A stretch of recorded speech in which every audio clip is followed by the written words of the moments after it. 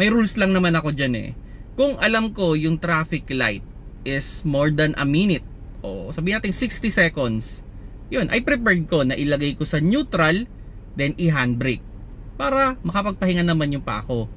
Pero kung less than 60 minutes lang naman lang, or sabihin natin mga 30 seconds lang yan, well, I stay on drive and apak lang sa preno. Kasi ang problema dyan mga paps, no, kung lagi lang din nating ilalagay sa neutral, ang daming movement.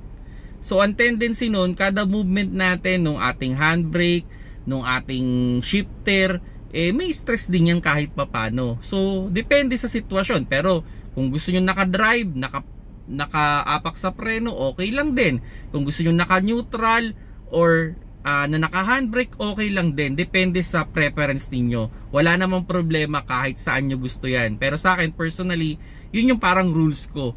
Para ang concern ko dito ay yung pahinga ng aking paa. Kasi mahirap din naman kung sabihin natin in 2 minutes nakaapak ako sa preno, nakakangalay.